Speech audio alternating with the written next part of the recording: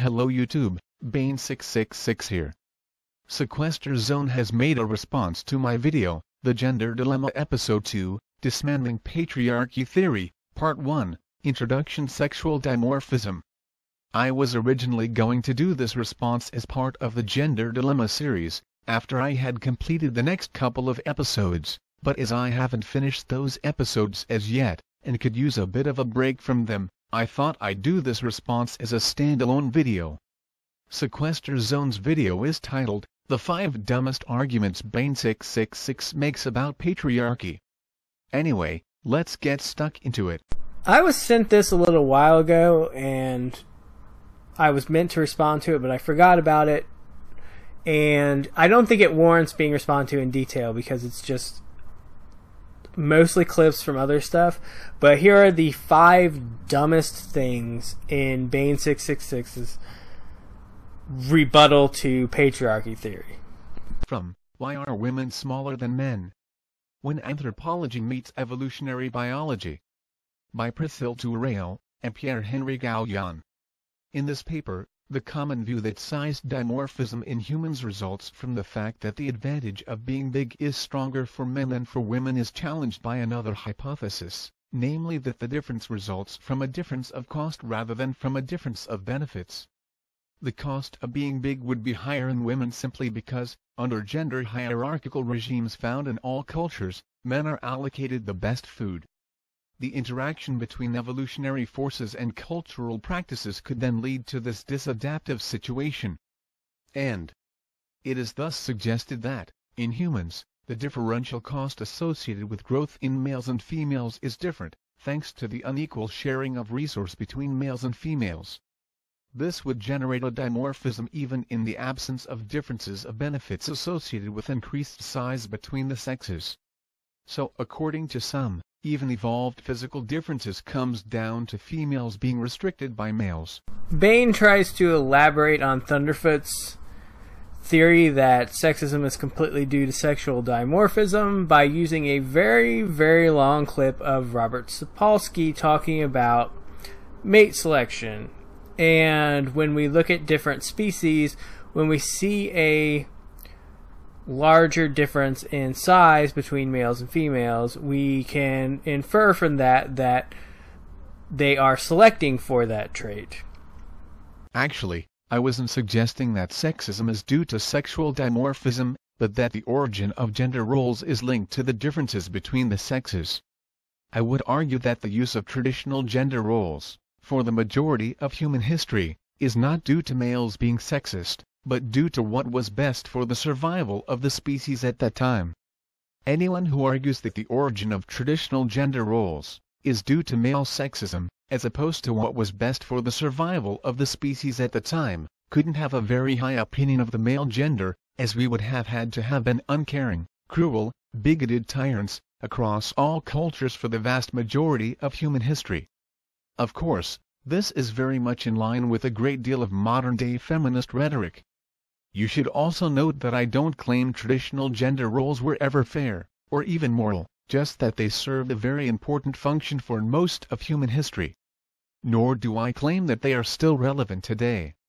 I should also note that I find it rather strange that Sequester Zone references the clips of Dr. Robert Sapolsky that I use, yet showed the clip of me reading the paper by Priscille Tourelle Ph.D. and Pierre-Henri Gouillon Ph.D. And while talking, he has a section of that paper highlighted, which reads, Actually, it has been shown that larger females are also favored by natural selection. This is particularly relevant for women because their probability of dying when giving birth is then reduced. If I were to guess, based on the comments Sequester Zone left on his video, which reads, Here is a tip Bane. Actually read the material you are responding to and linking. That he thinks this is some kind of smoking gun. Although, I'm not exactly sure how, as my reference to the paper by Priscille Tourelle and Pierre-Henri Gouillon is only meant to show the opinions of feminists, who believe culture is the dominant factor, or the only factor, affecting human behavior. I find it odd that later Sequester Zone criticizes me for using a clip from Professor Simon Baron-Cohen, as according to Sequester Zone Baron-Cohen's research is controversial, yet would seem to be supporting the controversial, and to be honest, bizarre theories of Priscille Tourelle and Pierre-Henri Goujon, by quoting them back at me. I'd gladly put the works of Robert Sapolsky or Simon Baron-Cohen up against Priscille Tourelle and Pierre-Henri Goujon any day. Next. Now this is true. This is a very good understanding of biology and how it works. But size differences has nothing to do with patriarchy theory. Lucky then, I never said size differences have anything to do with patriarchy theory. However, differences in size between the genders is an easy example of sexual dimorphism to show. And sexual dimorphism shaped traditional gender roles, which in turn influence sexual dimorphism, including size differences. Patriarchy theory, on the other hand, is an interpretation, or should I say, a bias interpretation, of history and traditional gender roles. Which is what Bain is trying to argue against, because patriarchy theory is about how men have systematically oppressed women over history. You know, like not letting them work or vote or have autonomy of their own. Which is a very unrealistic view of history. Voting and democracy are relatively new concepts, unless Sequester Zone thinks cavemen were holding elections. And universal suffrage, for both men and women, is an even newer concept. But before universal suffrage for both males and females, the right to vote was tied to wealth and land ownership, and not limited to just males as most people think, but I am not going to go into too much detail here as I cover this in an upcoming video. Women were also capable of owning property before the 20th century, and also worked and owned businesses. Admittedly not to the same extent as most males, but they also didn't have the same responsibilities as males. Both traditional gender roles had advantages and disadvantages at the time. Patriarchy theory only sees the disadvantages to females, and only the advantages to males. Which is something you really can't deny, and biology does not contradict this. Unless Bain's entire argument is that women have selected for men who will not give them autonomy, and therefore it's their fault that their entire species, the male, does not give the woman autonomy throughout history. I'll assume Sequester Zone meant gender and not species. Anyway, my argument is a simple one, so let me restate it once again so we can all be clear. Traditional gender roles were based on biological differences, namely the fact that women get pregnant, gestate for 9 months, give birth, and nurse their young. A pregnant woman is not going to make an effective hunter, or defender of the family unit, tribe or country. I'm sure that if ancient societies forced pregnant women onto the battlefield, it would now be considered proof of sexism and the oppression of females, right? Of course the fact that they didn't also seems to be proof of oppression and sexism. Pregnancy is the limiting factor here, which shaped gender roles in early human societies, and as Noam Turdzero pointed out, pre-Homo sapiens societies. In fact, it's something you see in many species. This in turn helped to shape sexual dimorphism, as, if males are engaged in more dangerous activities, like hunting in defense of the tribe, then the stronger males are more likely to survive. They are also more likely to be chosen as a mate by females. And this increase of sexual dimorphism and in turn, reinforces traditional gender roles, as each gender is more adapted to that role. Of course this is a very simplified version of millions of years of evolution. And there are other factors as well, which the Robert Sapolsky clips explained. We are in fact a mix of a pair bonding species, and a tournament species. This of course makes much more sense than one day, all males in all societies across the globe, just decided to oppress the females, because testosterone is evil, or males are naturally tyrannical, or some other such bullshit. Now, I'll admit, in the modern world, traditional gender roles for both males and females are bullshit. Trust me, I don't wish to return to them. I don't think they are healthy for either gender in the modern age.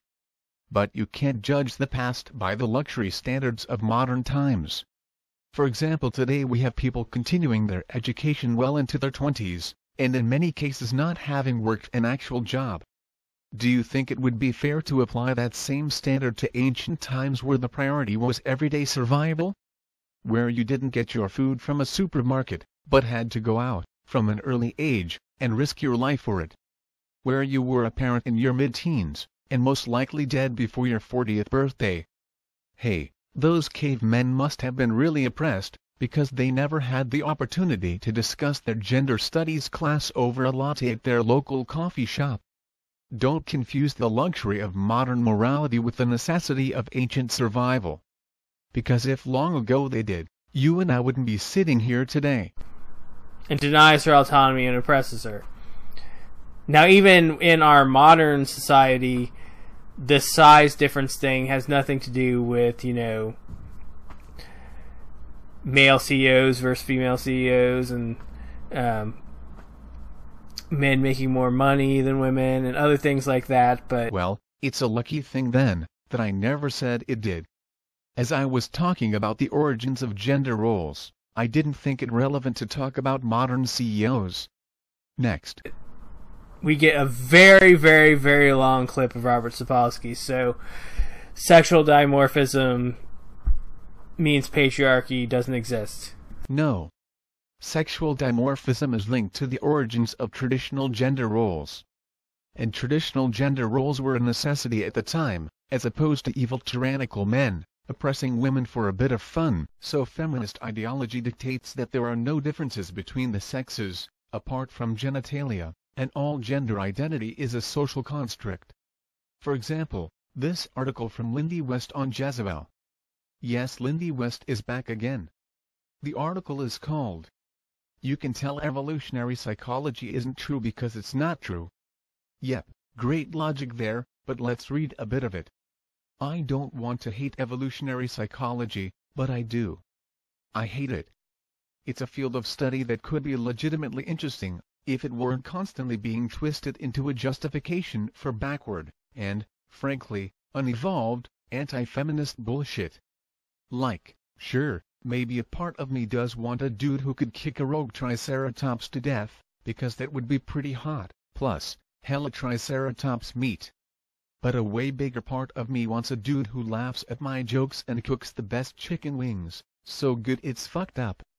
And will listen to Game of Thrones audiobooks with me in the car on the way to see Genuine perform at a local casino. Or, sure, evil side dudes, maybe I'm just looking for territorial urination and robust thatches of body hair. Whatever. You're probably righter about me than I am. Pesky lady brain. Now, Bain goes on and on about Lindy West and this article in Jezebel about evolutionary psychology. And he doesn't address what her article is about, which is a social science study where they looked at different countries and measured what men and women said they looked for in a partner. And they found that these so-called innate biological selectors that people are arguing for through evolutionary psychology actually do not exist, because in different countries we saw differences in what people were selecting, and that seemed to be correlated to the egalitarian policies of that country. Bain could have addressed that. He never does. He instead wants to play semantics with her title, with things she says in the article, which her title makes perfect sense. It's a joke. Bain doesn't understand jokes. Perhaps his ancestors did not select for that in the mate process. I do understand her title was sarcastic, as was my response to it. Sequester Zone claims I don't address what her article was about. I would disagree. Lindy West clearly states that she does not believe in evolutionary psychology, and even refers to it as unevolved anti-feminist bullshit. I used her article because it is a clear example of someone not interested in facts, but only ideology. Now, the smoking gun she uses in the article, to back up her ideological worldview, is a study, as Sequester Zone correctly points out. So let's take a quick look at that smoking gun, shall we? Marcel Zentner and Clydia Matura of the University of York, UK, asked more than 3,000 people in 10 countries what they valued in a mate. On a 4-point scale, people rated the importance of various qualities: chastity, ambition, financial prospects, good looks, etc. All identified by Buss and his like-minded peers as being qualities that only men or only women are evolutionarily predisposed to seek out. Wow, a whole 3,000 people in 10 countries. So in other words, about 150 males, and about 150 females on average, from each country. Wow, what an incredibly large sample size. An entire 150 people representing all of their gender for the entire country. Who seriously could dispute those findings? So out of the 151.4 million males in the United States, a sample size of 150 males is meant to be a good enough representation, that we should just do away with a branch of science. I mean, who could argue against logic like that? Thanks for helping me prove my point, sequester zone. Next. For example, males are typically taller, and have greater muscle mass. This obviously doesn't mean that every male is taller than every female, or that every male has greater muscle mass than every female. But as a general rule, males tend to be physically stronger. This is of course a byproduct of evolution. For the majority of human history, males and females had very different roles, based upon reproduction of the species. For our species to survive, we needed a consistently high birth rate, as the world was filled with dangers. Human gestation takes 9 months, it also takes time to recover, and children, in particular, infants, need to be cared for.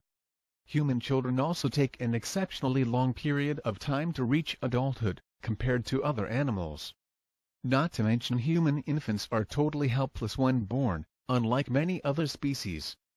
This restricted female roles in warfare and hunting in early societies. But there was also another factor tied to reproduction. Female reproduction is limited to 1 child at a time. Actually, what I should have just said is 1 pregnancy at a time, as a female can give birth to twins or triplets. But for the sake of keeping this explanation somewhat simple, let's exclude twins and triplets, and go with what is vastly the most common scenario, which is 1 pregnancy equals 1 child. However, male reproduction is only limited by the number of females a male can mate with. Provided all parties are fertile and capable of reproduction, of course.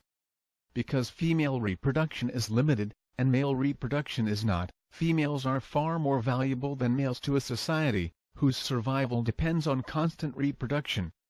Imagine there is a tribe of 10 people. I'm keeping numbers small here for simplicity, but this example also applies to large-scale societies. The tribe of 10 is divided equally between males and females. The tribe is divided by traditional gender roles. Males have the responsibility of hunting for food and protecting the tribe. Females have the tasks of pregnancy and child-rearing. Provided everyone is fertile, the tribe is capable of producing 5 children every 9 months, maximum. But imagine one day, while out hunting, 2 of the 5 males are killed. The tribe is still capable of producing 5 children every 9 months. Also in this scenario, everyone in the tribe gets to pass on their genes. But let's reverse the genders. Obviously females would not make good hunters or protectors while pregnant. But even while not pregnant, having female hunters or protectors would be a disadvantage to a tribe. Let's imagine the 5 female hunters go out hunting, while the males stay behind to rear the children. And similar to the first scenario, 2 out of the 5 female hunters are killed. This would be disastrous to the tribe. As now, the tribe could only produce 3 children every 9 months. And not every member of the tribe is going to get to pass on their genes. The first tribe has a far superior chance of survival, compared to the second. This is the origin of gender roles in society. It's the root cause of gynocentrism. And it's the reason why males are seen as disposable. So this is a just so story that kind of makes sense on its face because, we know that if you had 50 men on an island and 1 woman at the end of the year, you could have possibly 1 baby. And if you had 50 women and 1 man on an island at the end of the year, you could potentially have 50 babies. In terms of survival, that makes sense. But he ignores a very glaring thing in that childbirth was absolutely deadly in the ancient world. So a woman is probably far more likely to die from childbirth than she would be hunting. Which would just be more reason to protect women from other forms of harm that men were not protected from. Once again, sequester zone proves my point. A tribe that loses women to both childbirth and hunting is going to have less chance of survival than a tribe that only loses women to childbirth. And he uses this to argue for matriarchy, that men are thought of as disposable, but actually, I don't recall ever using the word matriarchy in any of my videos. If I have, it's been in response to someone, like here. But I definitely didn't suggest ancient societies were matriarchal in my video, nor any other video of mine. So either sequester zone is making a false assumption, or making the false dichotomy that societies can only be either patriarchal or matriarchal. And that's using the feminist version of patriarchal, of course. In the ancient world, like, there's tons of things that can kill you: childbirth, disease, wars, hunting. Just everything can kill you in the ancient world. So I agree, which is one of the main reasons we can't judge ancient societies by modern Western morality. But this doesn't change my basic point, that there were specific dangers to men, based on specific gender roles. And this was due to the bottleneck of female reproduction, and males being more disposable. Possibly sequester zone thinks I'm suggesting that there was some female plot to harm or oppress men, a matriarchal form of patriarchy theory. When in fact what I'm arguing is that these roles were formed by biology and necessity at the time, and male disposability was a byproduct. So he just doesn't understand what people would have been going through and dealing with in these situations. So it's a very simplistic, dumb argument that he's making, and he's using it to set up matriarchy. Now you can, once again, I never made any claims concerning a matriarchy. And use it to set up exactly how the gender roles were divided between the sexes at the time, because it doesn't make sense for women to do both the hunting and to have babies, because that's two dangerous things. You can say that, but you can't use it to make the argument he's saying about matriarchy and about how men are disposable. Once again, I never made any claims concerning a matriarchy. But that says nothing about our modern society and what women are capable of within our modern society, and the hundreds and hundreds of years of civilization before that. It says only something about ancient people in this tribal society and how they were set up. Of course, sequester zone ignores the fact that I was talking about the origins of gender roles, and that I clearly state in my video that I do agree with feminists that strict gender roles in modern society are no longer needed. Because of modern medicine, clean drinking water, and abundance of food, and modern contraception, women no longer need be restricted to reproduction and child care. But that also means males no longer need to be disposable. Sequester zone must have missed that part of my video. Next. There are very clear sex differences in the brain, and we see these differences right from birth. Some people wonder whether these differences in the size of the brain or in the size of different parts of the brain have any impact on the child's psychological development. And certainly we know that girls talk earlier than boys, their language is developing faster, and the regions of the brain that are involved in language are larger in females than in males.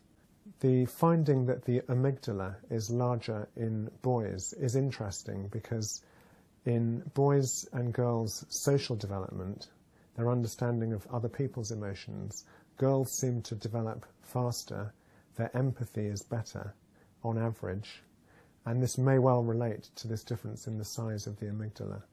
Our research has been looking at whether children and indeed adults with autism might have an extreme of the male brain.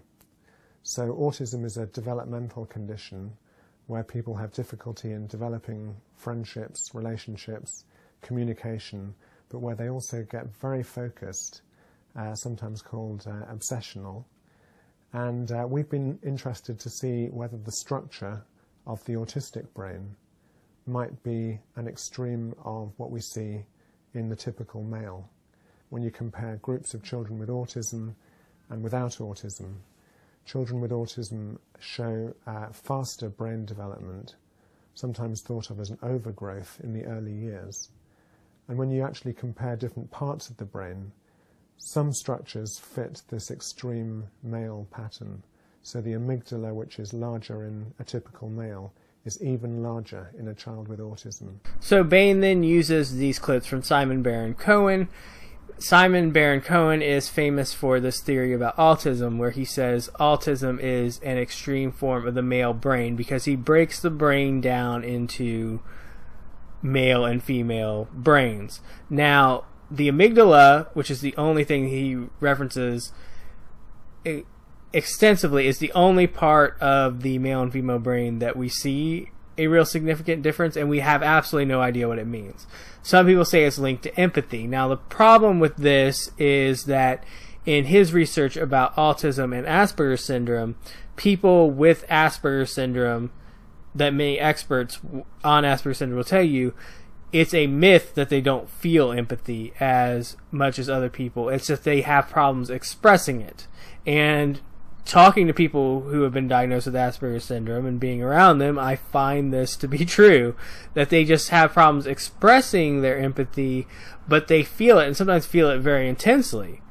And it might take longer for them to process it, but they're certainly capable of feeling it. And this whole idea of male and female brains that Baron-Cohen advocates depends on assumptions anyway. And in this video that Bain uses, he cautions against assumptions, but he makes a host of assumptions to begin with. Many experts on Asperger's syndrome, such as Tony Atwood, disagree with him.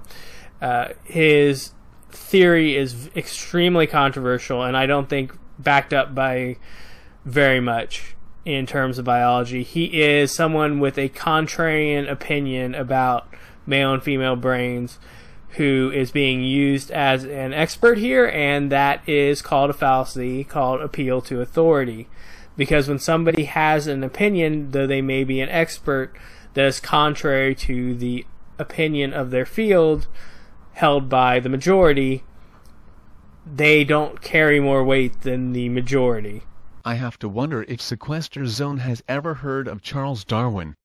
You know, that guy whose theories were just a little controversial at the time, and challenged the status quo. And of course, still are controversial amongst some groups today. Or maybe more recently Ted Steele, and his controversial theory of reverse transcription, which in turn, challenged the status quo of some aspects of Darwin's theory, and had poor Ted branded as an evolutionary heretic. I recommend watching a documentary called Ted's Evolution, if you are able to hunt it down. By the way, being controversial doesn't automatically make you wrong. It stands to reason that any new theory that is going to challenge the status quo is going to be controversial. If the status quo was never challenged, science wouldn't evolve. Now that, obviously, doesn't mean that everything controversial is correct, or that the status quo is always wrong. But it also doesn't mean that controversial automatically equals wrong. I think Sequester Zone overstates the controversy in any case. If you look at the image he has on his screen while talking about the controversy, it's actually from Wikipedia. And we all know how reliable that is. Look, I'm happy for my viewers to look at other theories, compare them, and at the end of the day, make up their own minds. And not just with Baron-Cohen's research, but with anything I present in my videos. As for the claim of making an appeal to authority, he's really just clutching at straws. My use of Baron-Cohen is as much of an appeal to authority as Sequester's use of Tony Atwood is. In fact, if we look at a paper published on Tony Atwood's own website, we find the following. Further information on the characteristic difficulties in social integration can be obtained from consideration of one of the theoretical models used to explain the nature of autism and Asperger's syndrome, and the associated research literature. One of the most significant advances in our understanding of autism and Asperger's syndrome has been due to the research of Uta Frith, Simon Baron-Cohen and Francesca Hatt, which supports the hypothesis that children with autism and Asperger's syndrome have an impairment in the fundamental ability to mind read. Baron-Cohen, 1995. I wonder, Sequester Zone, did Tony Atwood just use the appeal to authority fallacy when referencing Baron-Cohen? I've included a clip at the end of this video, after my credits, which you may find interesting. Next, I would agree that gender is neither just genetics, nor is it just culture, but an extremely complex combination of the two. Environment shapes evolution, and in turn, evolution shapes culture. Culture thus becomes the new environment, which in turn shapes evolution. And around we go. But in modern times, cultural development and change has left evolution far behind in the dust. The Western diet, based on a desire for fatty foods, is the perfect example. Fatty food was once both a rarity and an advantage. Now it's in abundance and is a health issue. I also think gender is a spectrum, and shouldn't be seen as black and white. Just as there is variety in male height, with some males being tall, and some short, but most grouping towards tall. So we see a similar thing with gender. At the ends of the spectrum is the black and white, or masculinity and femininity. But the spectrum is filled with every shade of gray in between. Some men are more feminine, and some women are more masculine. Most people tend to naturally gravitate towards one side or the other, with a percentage somewhere in between. Personally, I'm happy to let people sit on the spectrum wherever they naturally find themselves. Males should be able to be masculine, or feminine, or anything in between on the gender spectrum. As females should be able to be feminine, or masculine, or anything else on the spectrum. Unfortunately, modern-day feminism tends to see only the negatives of masculinity, and only the positives of femininity. Now, what's funny about this is that Bane basically acknowledges that he is a feminist.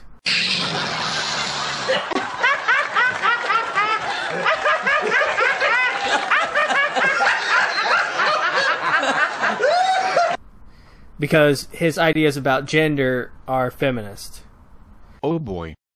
So what Sequester Zone is arguing here is that 1. Only feminists think that gender is a spectrum, which is obviously false. And 2. The only requirement to be a feminist is the belief that gender is a spectrum, which is also false. Now the world is a very big and very strange place. And it's filled with a lot of very strange and interesting people, with strange beliefs and ideologies. So out of the billions of people living on this planet, I'm sure we could find at least one individual who not only believes that gender is a spectrum, but also believes that women should be chained to the kitchen sink, or kept in cages, or are subhuman, or some such bigoted belief. According to Sequester Zone's overly broad definition of feminism, this individual would be a feminist, simply because he believed gender is a spectrum. I'm sorry, Sequester Zone, but you get a huge fail for this one. Agreeing with a group on one particular thing doesn't make you part of that group. Otherwise, any feminist who doesn't believe in male circumcision would be an MRA. For the record, I believe in women's rights, just like I believe in men's rights. But I reject bias and bigoted ideology, like patriarchy theory and rape culture, which has become the cornerstone of mainstream feminism. As I have said numerous times before, if mainstream feminism was the type of feminism of Hoff-Summer, Paglia, or De Croo, I'd probably call myself a feminist. But instead we have a cacophony of victim cultists, all fighting over who is more oppressed. We have a race to the bottom, where even clapping is now considered some form of assault, instead of inspiring people to try harder, to do more, to improve themselves, and strive for the top. Modern-day feminism doesn't help or inspire women, it only teaches them that they are crippled. Personally, I have more respect for the women in my life, and women in general, than to view them in such negative terms. Modern-day feminism is poison, and it poisons our culture. Next.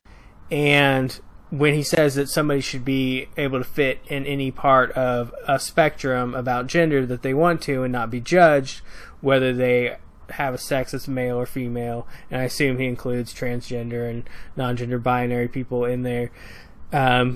They should not be judged for that. Well, a lot of his arguments completely contradict that. Which Sequester Zone will now fail to point out in this video, when he's talking about that. And when he's talking about, portrayals of masculinity are bad, once you've accepted that, and he accepts that there's a confluence of social and biological factors that affect gender, then we have to rip it apart and figure out exactly which are social and which are biological. And I think that's impossible to do. And I think very little that about gender is exclusively biological. Lucky then, I never made that argument. There may be biological factors that affect the likelihood that somebody of a male sex will exhibit this type of behavior, or the opposite of that. But it's not set in stone. It's not biologically determined. So when you say something like toxic masculinity, you're not saying anything about people who are of the sex male. You're saying something about the construction of masculinity within society. I personally believe that both males and females are capable of both good and evil, and that both masculinity and femininity have positive and negative aspects to them. My problem with modern-day feminism is it only sees the good in females and femininity, while only seeing the negatives in males and masculinity. Anytime a male commits an horrendous crime, the feminists will scream that it is somehow indicative of all males or of masculinity. Yet the criticism of a single female, no matter how horrendous her crime, is considered an attack on females everywhere. And of course her actions will somehow be transferred from her. Her responsibility, her agency, will be snatched away, and somehow blamed on a male, or on society at large, which is the patriarchy, right?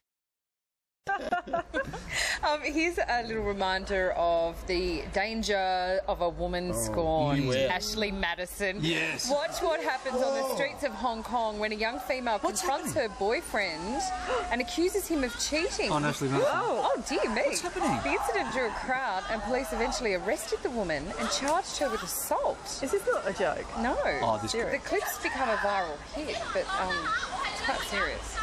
Well, the question is, did he deserve that? Oh, Nat. Did he deserve that? I wonder, if the genders were reversed, would she be asking, did she deserve that? Of course not, because even when men are the victims, they are still to blame, right? But of course, I suspect that Sequester Zone will somehow blame this on the patriarchy.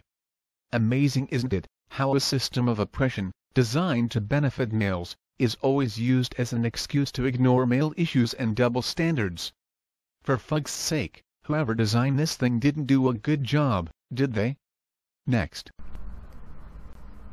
So when feminists talk about something like toxic masculinity, they may have just as many criticisms of the portrayals of women, that women should be docile, or women should, be expected to be compromisers and social and diplomatic, and but never to blame when they do something wrong. Don't forget that. Men are supposed to be aggressive, and they're supposed to, be more uncompromising and take charge and things like that. Maybe we could have just as many criticisms. In fact, it's very hard to criticize the masculine social construct without then criticizing the female social construct, because as Bain has done here, it's set up an opposition to each other. So criticizing one means criticizing its opposite often too, unless you believe that this extreme opposite is good. Like if you took all the supposed male traits, like say aggression, which is considered a male trait, and you take it to its absolute extreme, of course it's bad. You can take anything to the extreme where it becomes bad. But, yeah, this is totally incoherent. It makes no sense. And there you go. But that's my point. Yes, aggression taken to the extreme can be bad, and a single case of a violent man will then be used to demonize all males everywhere. Yet, If a female were to act in the exact same violent way, then somehow, it's not her fault, it's never her fault. Someone, who is undoubtedly male, must have driven her to it. It couldn't possibly be her fault, could it? This is what's called a double standard. And also the point where I sign off. So until next time, folks. Don't drink the poison Kool-Aid.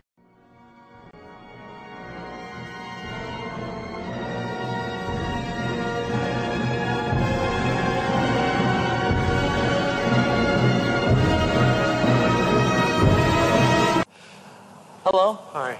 Nice to meet you. Hi, Simon Baron Cohen. Harold. Hi. Hiya. Okay. Good. Yeah, sure. Sorry to keep you waiting. No problem. Right. Jeg oppdager fort at Simon Baron Cohen ikke har lært så mye om TV av fetteren sin. And do I look at you? Is that right? Yeah. I ignore the camera. Yeah. Sure. Unless you want to be the host of the show. It's tempting, huh? To take over the whole thing. I've got it. Okay. Jeg ber Baron Cohen fortelle meg om eksperimentet han gjorde på nyfødte barn. We looked at babies who were 1 day old. And again, we presented them either with a mechanical object or a face to look at, and filmed how long does the baby look at each of these two objects. And we find that more boys look longer at the mechanical object, and more girls look longer at the face, even on the first day of life.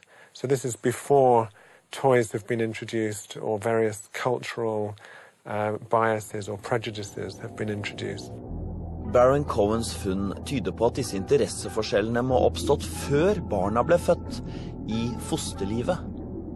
What we know is that boys and girls are producing different amounts of hormones, but particularly testosterone, that boys are producing twice as much testosterone as girls.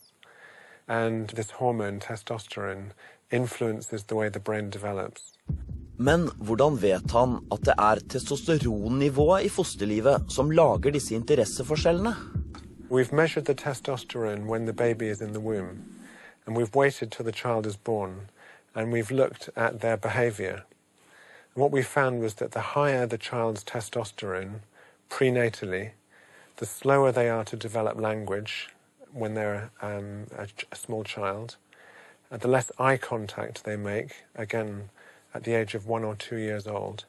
So the more testosterone is associated with slower language development and slower social development. Så mange kjønnsforskjeller kan egentlig komme av ulikt testosteronnivå.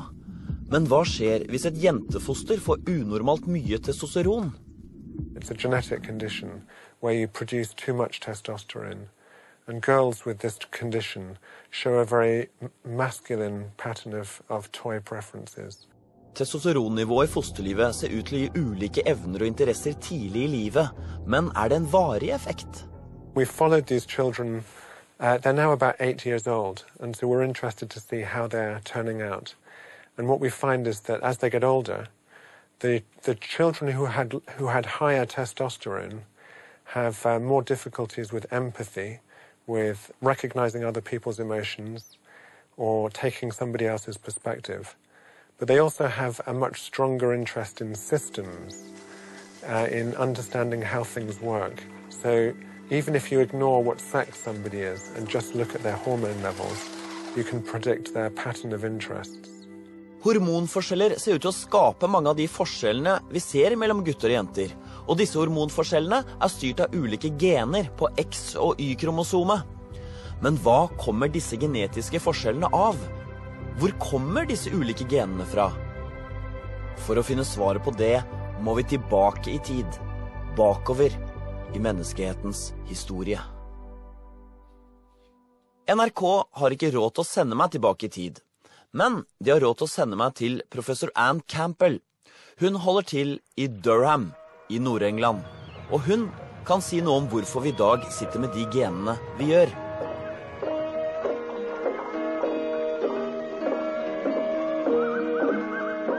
Anne Campbell evolusjonspsykolog og forsker på hvordan ikke bare vår kropp, men også vår psykologi preget av hundretusenvis av år med evolusjon. Hello. How'd you do? Hi, Harold. I'm Harold, yeah. Yeah. I've been eating garlic, so If I get too close, just slap me in the face. Scream. Yeah, scream. Som den forskeren hun har hun gjort sin research og funnet ut hva jeg egentlig jobber med. So is it hard not to be funny? No. Do you just go into a different frame of mind and just Yeah, say, absolutely. I'm in my nun? I mean, are there any comedians that are funny all the time? I hope not. No. Anne Campbell forstår mennesket ut fra Darwins teori om at våre egenskaper et resultat av en lang utsilingsprosess. The key to all this is how many descendants you leave behind you. And any traits that increase the number of descendants you leave behind you will tend to stay in the gene pool. And so that's what's selecting in particular traits, both in males and in females. Så hvorfor har evolusjonen gjort kvinner og menn forskjellige? If women are generally the ones that give birth, that lactate, that raise children, it would be very surprising if there wasn't some kind of psychological orchestration that helped women achieve those tasks and made those kinds of tasks particularly pleasurable to women. So things like empathy in women, things like avoiding dangerous confrontations where you may be hurt or injured, things like avoiding social exclusion, being pushed out of the group, all of those are good things. All of those mean that you are more likely to survive and to reproduce and to leave children who themselves also reproduce.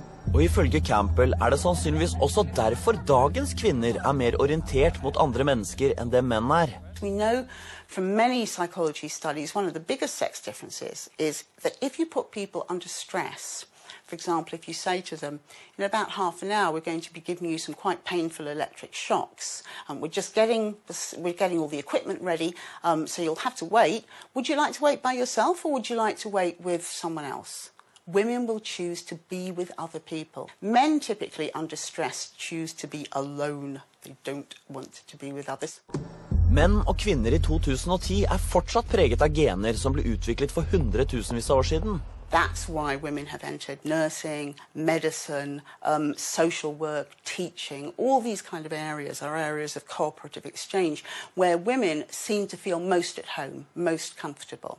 I mean, of course, there are big overlaps between the sexes, huge overlaps. There are women that are extremely gifted at engineering, physics, chemistry, and so on. But in a sense, that's less typical, I would say, of female interests than it is of male interests. Jeg tenker at evolusjonen sikkert viktig, men kan ikke dagens kjønnsforskjeller likevel best forklares med at vi behandler gutter og jenter forskjellig fra dag 1? Now we know that sex differences in some areas are really quite large. So I just find it hard to believe that a very, very subtle difference in the tone of voice you use or how long you make eye contact or something like that could really have such a profound effect on the interests and activities and preferences that children show.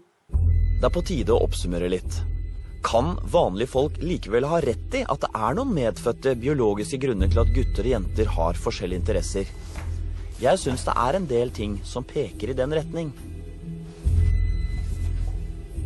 Men hvis det sånn at kjønnsforskjellene ligger i genene og i hormonene, hvorfor det da sånn at jenter i mindre likestilte land har mer lyst til å lære om tekniske ting enn jenter i Norge?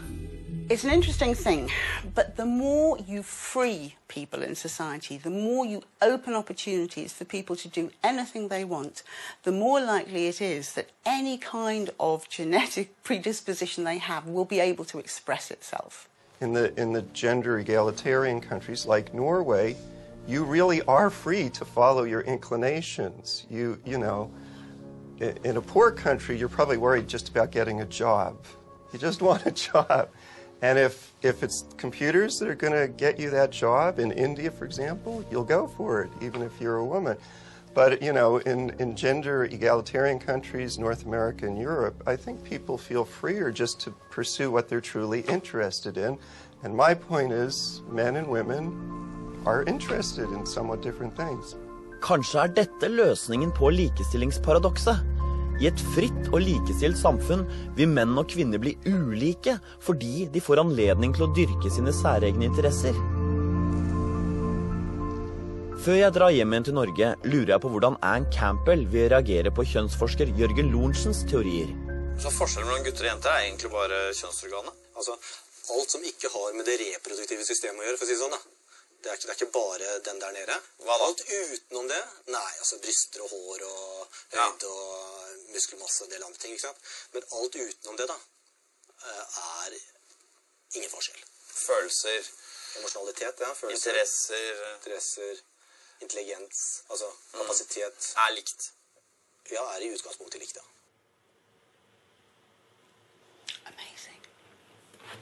Amazing? Absolutely amazing. I'm astonished that someone could say that.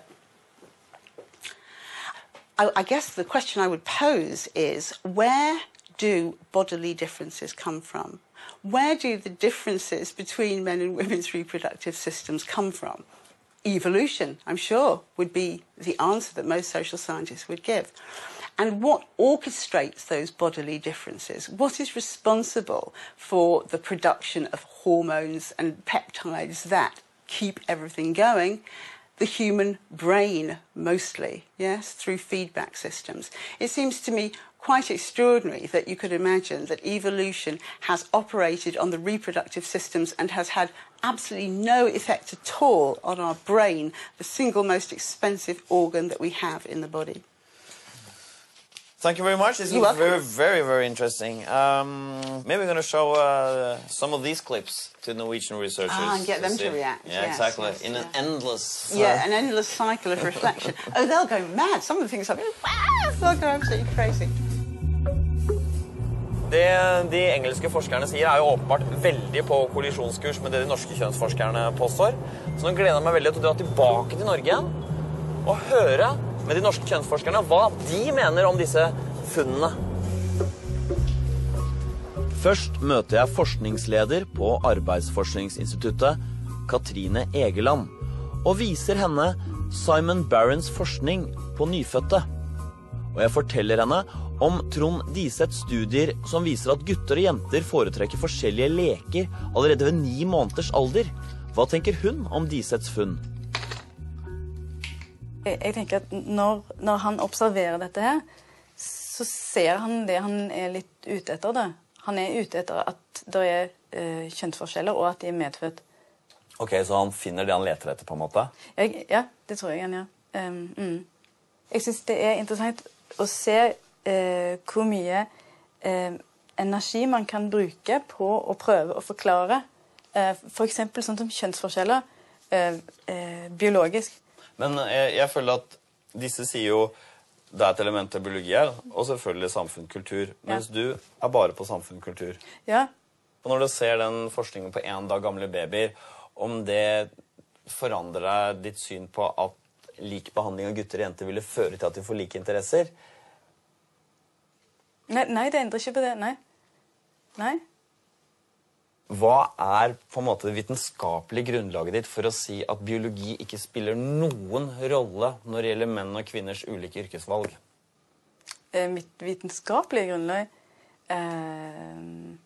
Jeg har nok et ganske, det du ville kalle, et veldig teoretisk utgangspunkt. Altså, biologi får liksom ikke plass der for meg. Altså, ja. Og jeg synes nettopp også at samfunnsforskning da skal utfordre tenkning som baserer seg på at forskjeller mellom mennesker er biologiske da. Er det samfunnsforskningens oppgave å utfordre biologisk tenkning? Bør ikke forskning heller prøve å finne ut hvorfor ting er som de er?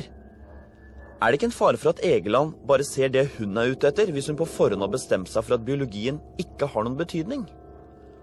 Hva med forsker på Senter for tverrfaglig kjønnsforskning, Jørgen Lorentzen? Synes han dette er noe interessant? Amazing? Absolutely amazing. I'm astonished that someone could say that. Det som jeg synes er fascinerende med denne vitenskapen, det er jo hvorfor er de så opptatt av å prøve å finne det biologiske opphavet til kjønn. Altså hvorfor er de så frenetisk opptatt av kjønnsforskjellene?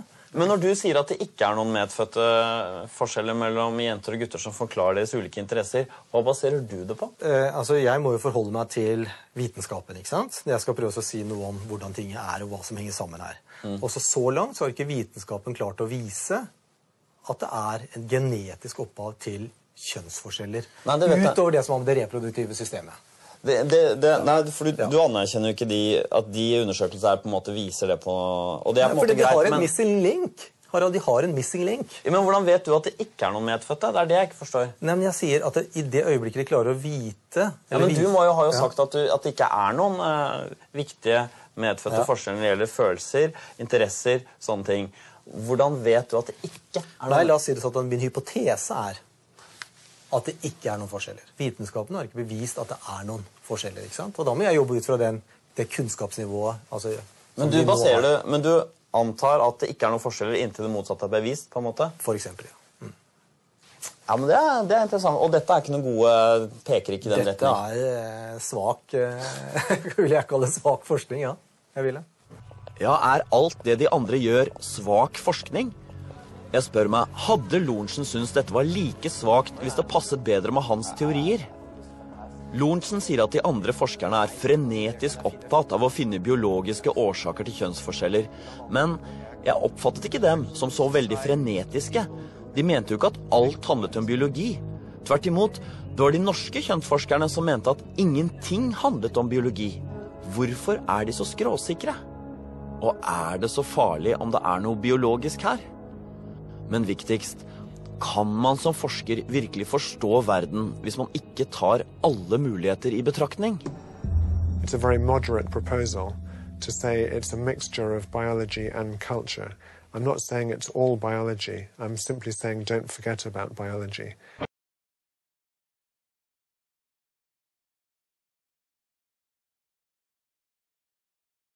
And I am kind of curious as what he would think today if he heard his information theory idea kind of used in the way it's been used.